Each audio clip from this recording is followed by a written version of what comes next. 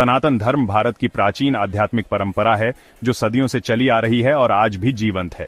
ये विश्वासों, प्रथाओं और दर्शनों का एक समृद्ध संग्रह है जो जीवन के हर पहलू को छूता है और हमें गहरे आध्यात्मिक अनुभव प्रदान करता है। एक सवाल जो अक्सर उठता है, सनातन धर्म में सबसे बड़ा भगवान कौन है? यह सवाल न केवल जिज्ञासा का प्रतीक है बल्कि हमारी आस्था और विश्वास की गहराई को भी दर्शाता है।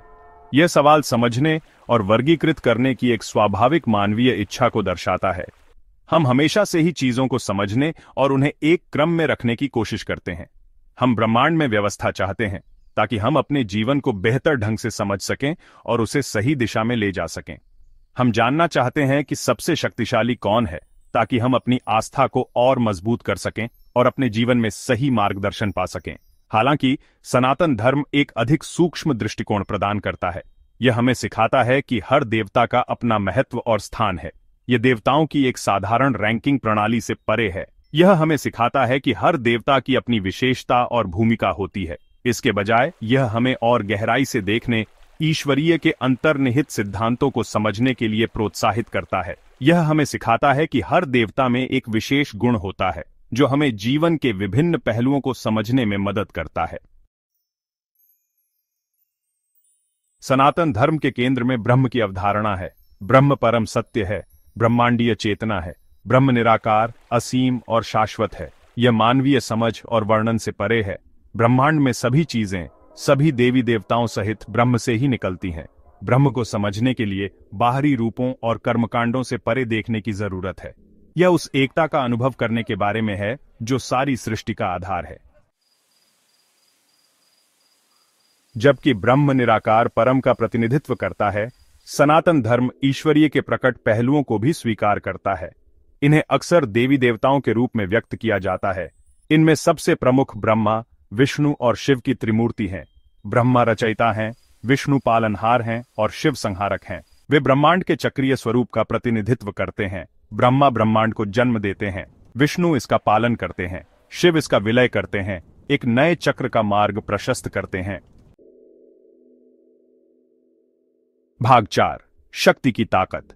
सनातन धर्म में दिव्य स्त्री का समान महत्व है। यह मान्यता है कि स्त्री शक्ति के बिना सृष्टि अधूरी है। शक्ति आदिम ऊर्जा है जो ब्रह्मांड को चेतन करती है। यह ऊर्जा हर जीवित प्राणी में विद्यमान है और इसे विभिन्न रूपों में पूजा जाता है। वह गतिशील शक्ति है जो सृजन, संरक्षण और विनाश को संभव बनाती है। शक्ति के बिना जीवन की कोई गति नहीं होती। शक्ति को अक्सर दुर्गा, लक्ष्मी और सरस्वती के रूप में व्यक्त किया जाता है। ये तीनों देवियां विभिन्न शक्तियों और गुणों का प्रतिनिधित्व करती हैं। दुर्गा शक्ति और सुरक्षा का प्रतीक है। वह बुराई के खिलाफ लड़ाई की देवी है और अपने भक्तों को साहस और शक्ति प्रदान करती है। लक्ष्मी धन और समृद्धि की देवी है। वह अपने भक्तों को भौतिक और आध्यात्मिक समृद्धि का आशीर्वाद देती है। सरस्वती ज्ञान और बुद्धि की देवी है।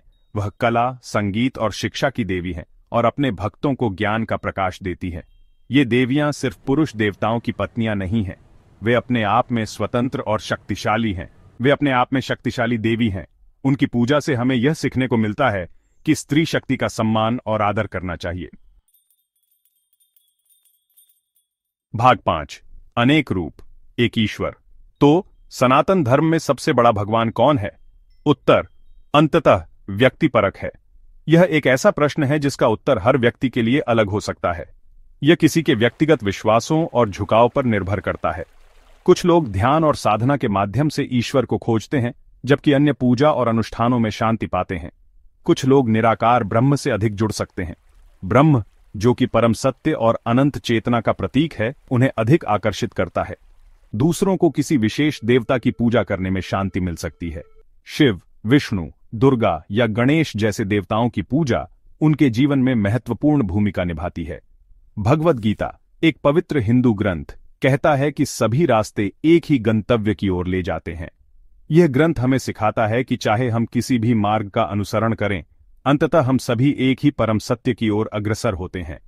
विष्णु के अवतार कृष्ण कहते हैं, कोई भी भक्त जिस भी रूप में भगवान की पूजा करना चाहता है, मैं उसके उस विश्वास को दृढ़ करता हूं।